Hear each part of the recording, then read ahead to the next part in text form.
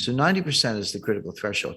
The US is at 131%, highest in history, which means we are well past the point where you can borrow your way to growth or you can borrow your way out of a debt crisis.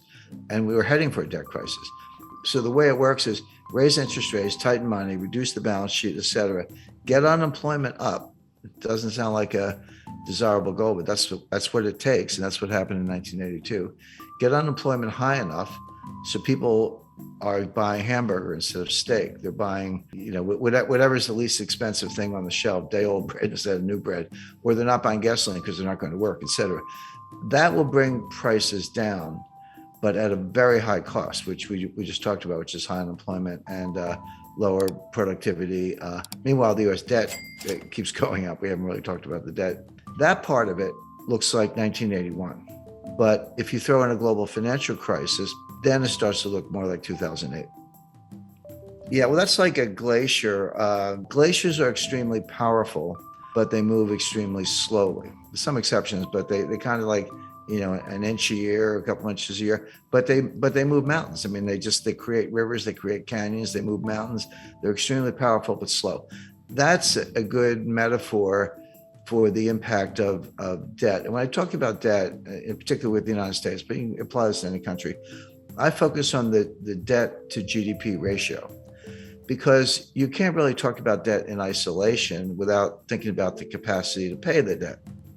And a simple example, if you have a $50,000 balance on your credit card and you're making $30,000 a year and trying to pay rent in New York, et cetera, good luck. You're probably going to go bankrupt or at least default on that card. But if you owe $50,000 on your credit card, but you're making $5 million a year, it's, you just write a check. It's no big deal. My point is, you can't look at a $50,000 debt and decide if it's a problem or not unless you compare it to the income. And if it's too low, it's a problem. And if the income's high, not a problem. So that's why you use the debt to GDP ratio. The US just hit $31 trillion in national debt. That is national debt, almost all of it in the form of US Treasury securities. Not all of it, there are other obligations, but mostly US Treasury securities. Well, is that a problem or not? Well, one way to answer the question is compare it to GDP, do the ratio. The answer is that ratio is now a little over 130%. What was it in 1980 when Ronald Reagan was elected? The answer is 30%. 30% is completely comfortable. That's like the person with the $50,000 debt who's making millions. No big deal. 30% is comfortable. 50%, yeah, getting up there. Angela Merkel and all her years in Germany, and there's a lot of research to back this up, says that 60% was the limit. And that's what the Maastricht Treaty that created the European Union and the European Central Bank, that was their goal. They said, don't go over 60%. If you do, you're expected to take measures, raise taxes or reduce debt or reduce spending, do something to get that back down under 60%. If you say, what's the critical threshold where, water turns to steam, or, water turns to ice, or something changes in such a way that it's not the same. It's radically different, but it happens very quickly. The best research says the answer is 90%. And this comes out of, Ken Rogoff at Harvard, also Carmen Reinhart, who's now the chief economist at the World Bank. But they've looked at hundreds of cases over hundreds of years. And I like that because it's not just, kind of cherry picking data. Developed economies, developing economies, economies that issue debt in their own currencies, ones that issue debt in other currencies, principally US dollars, et cetera. So, a wide variety of case studies. And they show that when your debt to GDP ratio goes over 90%, your multiplier of additional debt goes below 1. So just to put that in context, at 30%, if I borrow $1 and spend $1, I might get $1.30 of growth. Assuming you spend it wisely, that's a big condition. But you borrow $1 and spend $1 and get $1.30 of growth. Okay, the debt was productive if you put it to good use. But that $1.30 gets smaller and smaller. As you get closer to 90%, it goes to $1.20, $1.10, $1.05. Past 90%, roughly, You borrow a dollar and you spend a dollar and you only get 95 cents of growth. You don't get your dollar back in terms of GDP. And then 90% and 85%, et cetera. So 90% is the critical threshold. The US is at 131%, highest in history, which means we are well past the point where you can borrow your way to growth or you can borrow your way out of a debt crisis. And we were heading for a debt crisis. Now, Stephanie Kelton, she's the big brain of modern monetary theory. She's a professor at State University of New York. She says it doesn't matter. That they always point to Japan. Japan is at 280%, way past any member of the peer group.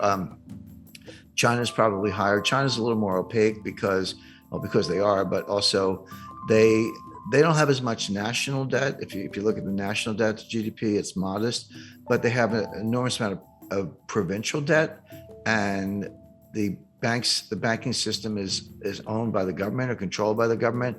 So when you throw in the bank debt, the state-owned enterprises, the provincial debt, and the government, so that's the real national debt. Stephanie Kelton says it doesn't matter because you're borrowing in your own currency. So if you're Argentine and you borrow in dollars and you print pesos, how are you going to pay the dollars back unless you have huge trade surpluses, which they don't? So they just default. Argentina is a serial defaulter, and everyone expects that. If you borrow in dollars and you print dollars, which the United States does, they're like, "What's the problem? Just print the dollars and pay the money back." Well, that's true. If you print dollars, there's no reason to default on dollar debt because you actually can print the money and buy the bonds. But it doesn't mean nothing else bad happens. What about inflation or hyperinflation? What about the foreign exchange rate? The exchange rate can collapse. And these modern monetary theorists show very little understanding of the international aspects. They treat the US like a closed economy, which it's not. I mean, if it were a closed economy and we didn't have to worry about trade deficits, trade surpluses, capital flows, exchange rates, foreign credit, China owning $1 trillion of U.S. Treasury securities, which they do. If you didn't have to worry about any of that, I think they'd probably still be wrong, but they'd have a better case. But you do. And they don't, they're just not very knowledgeable about any of those things. But you can think of exchange rates as a conveyor belt. Exchange rates are one way the problems go from one country to another, or good things can go from one country to another, depending on whether your exchange rate is going up or down, the impact on terms of trade, et cetera. But they completely ignore all that. They also ignore the role of commercial banks. They just look at the Treasury and the Fed and look at money supply, but like kind of M0, but don't understand how commercial banks create M1 and they do their own thing. They're not on as short a leash as they seem to think. But if you read Stephanie Kelton's book, The Deficit Myth, she says, well, we don't really need a bond market, U.S. bond market. We only have a bond market as a favor to investors because it gives them a place to put their money. But why have, he said, you have government spending. So the Treasury borrows money by issuing bonds, and then the Fed monetizes the bonds by buying the bonds. And that gives the Treasury the money to pay the bills, et cetera. She says, do away with all that. Just give the Fed, wire instructions for Lockheed. And if you need 5 F-35 fighter jets, order them and just send the money right to Lockheed. Why do you need a bond market? I mean, she actually says that. So, okay, legally, that might be possible, but to suggest that you can do that without consequences is nonsense. And then you say, what about inflation? Their view is as long as there's excess capacity and unmet needs, et cetera, you're not going to have inflation because there's a lot of slack in the economy. That's a legitimate debate. But they say when inflation happens, raise taxes. And then, by the way, they also say you don't need a tax system because if you can just print the money, why do you have to collect taxes? And their answer is, we collect taxes to redistribute income. Okay, well, at least they're honest. I mean, that's kind of socialist model, but they're honest about it. But it's important to bear in mind that Stephanie was the principal economic advisor to Bernie Sanders in 2016 and 2020. And Bernie Sanders today is the chairman of the Senate Budget Committee, controls the purse strings. So coming out of Congress, and Biden's kind of a cipher. He's barely aware of his own existence. So Sanders is in a powerful position, and she's she's the Bernie whisperer, so to speak, who's behind all this. So if you ask the typical member of Congress, can you define modern monetary theory? They'll look at you funny. They've either never heard of it or they certainly don't know what it means, MMT, But they're acting in accordance with modern monetary theory. Whether they know it or not doesn't matter. The actual behavior of the Congress, and again, just go back to COVID 2020, because we talked about the debt to GDP ratio. So in around May or June 2020, Trump put through a $2 trillion COVID relief package, and that was when the Paycheck Protection Plan, that was $800 billion, and everyone got the $1,200 check, et cetera, et cetera. And then at the end of December, at the very end of the Trump administration, they did another $1 trillion, almost. And that's when everyone got the $600 checks. And now you're up to $1,800. By the way, those checks, that is helicopter money. That's, what the Fed does is kind of nonsense. But when it's fiscal policy, not monetary policy, and you're handing out checks, that is helicopter money. And credit to Larry Summers for saying, you're going to get inflation out of this. Well, Biden comes into office in January 2021, and he's like, not to be outdone, he did his own COVID relief package. That was another $2 trillion. And that's when we all got the $1,400 checks. They handed them out. And then later that year, or they did the $1 trillion infrastructure package. And then just to top it off, what did we get recently was the just under $1 trillion Green New Deal, or I call it the Green New Scam. Well, and the baseline budget deficit, before everything I just described, the baseline budget deficit was about $1 trillion a year. So take $1 trillion for 2020, 2021, and 2022.